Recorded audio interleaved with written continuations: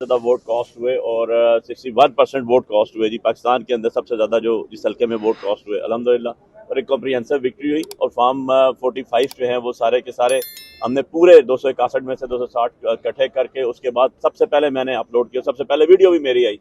और हैरत ज़दा बात है कि इतनी बड़ी लीड से हारे हुए शख्स को आपने कैसे बना दिया, जो घर जाके सो गया था, जो अपनी हार तस्लीम करके घर जाके सो गया।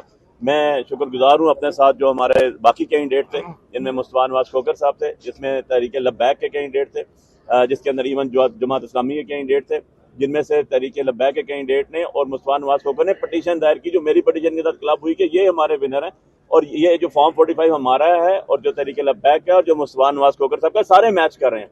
तो क्वेश्चन रेज हुआ है, इस क्वेश्चन को एड्रेस करने के बजाय जो हमारे आरओ साहब ने जो लॉ को वायलेट किया, वो तो उसके जवाबदेह हैं ही हैं, और उसी लॉ को वायलेट करके इतने लोगों का मैंडेट चोरी करने की कोशिश की गई। ये चोरी हो नहीं सकता, ये अल्टीमेटली नोटिफिकेशन हमारे ही होने, क्योंकि हमने सारे के सारा रिकॉर्ड बाइंड करके कमीशन के सामने बुक में रख दिया, मीडिया को सबको सब सर्कुलेट कर दिया।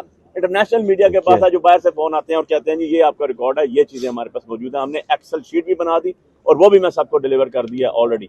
सो द थिंग इज के अभी पोजीशन क्या है, एक रिस्ट्रेनिंग ऑर्डर दिया इलेक्शन कमीशन ऑफ पाकिस्तान ने, जो हमें भी दिया और तीनों हल्कों के अंदर दिया। रिस्ट्रेनिंग ऑर्डर दे दिया 11 बजे के 10, साढ़े 10 और 11 के दरमियान सारे ऑर्डर्स हो गए वहां से, और अपनी डिप्टी डायरेक्टर को बुला के कहा कि कन्वे करें। और उसके बाद 1 बजे का टाइम था हमारा कंसल्टेशन का, कंसल्टेशन हमारे बगैर होगी। यार लॉ तो फॉलो कर लो। मैं तो कहूंगा कि आपने नमाज पढ़ ली बगैर वजू किए हुए, 45 फॉर्म होगा, कंसल्टेशन होगा, फिर 47 के ऊपर जाएंगे ना आप, फिर 48 49 पे जाएंगे। इस तरह के ये मामला चल रहे हैं। और कॉन्स्टिट्यूशनल पोस्ट है, मैंने आज चीफ जस्टिस साहब को भी कहा कि जी कॉन्स्टिट्यूशनल पोस्ट भी जो लोग बैठे हुए हैं वो कॉन्स्टिट्यूशन के ताबे हैं, वो कॉन्स्टिट्यूशन को फॉलो करने के जिम्मेदार हैं, वो कॉन्स्टिट्यूशन से बालातर नहीं है, उन्होंने कॉन्स्टिट्यूशन को फॉलो करना है। कॉन्स्टिट्यूशनल असेंबली, कानून साज असेंबली, हमारा कॉन्स्टिट्यूशन शुरू होता है करारदाद मकासद से, और कॉन्स्टिट्यूशन शुरू होता है जिससे वो करारदाद मकासद से। उसके बाद आज आप कानून साज असेंबली में चोरों की तरह बंदे ला के बिठा रहे हैं। तो भाई ये 40 अरब 42 अरब रुपया किस लिए खर्चा आ रहा हो कहते, वो आपको सीधा फॉर्म 47 देता और आप नोटिफाई कर देते, उसके अंदर जरूरत ही नहीं थी अरबों रुपए लगाने की, लोगों की बेटरमेंट पे लगा देते। जब इलेक्शन हो गया, लोगों का मैंडेट आ गया, तो ये तो आपको मानना पड़ेगा, और ये आरओ जवाबदेह हैं। हमने इसीलिए पिटिशन की थी कि ये आरओ जो है इनको देखें, इनके करैक्टर देखें। ये यहाँ पे जो है लगा रहे हैं दफे 144 के, ये यहाँ पे FIR करा रहे हैं, यही आरओ है। आज जवाब मिल गया आवाम को।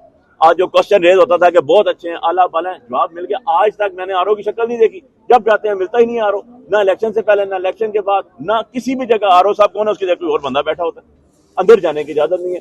ये बाइंडिंग है, ये लॉ की स्पिरिट है कि आपका कैंडिडेट हर कोई जाएगा, उसके सामने फॉर्म 45 खुलेंगे। और जो अभी चैलेंज किया गया, बड़ा जबरदस्त बात की मेरे भाई ने भी कि आप सारे मीडिया में बैठ जाए, मैंने तो सबको दे दी। कोई ऐसा एंकर पर्सन नहीं है जिसके पास फॉर्म 45 ना हो, हमारे NA-48 के कोई ऐसा बंदा नहीं है जिसके पास पब्लिक डॉक्यूमेंट है, चला गया, पब्लिक की इमानत चलेगी।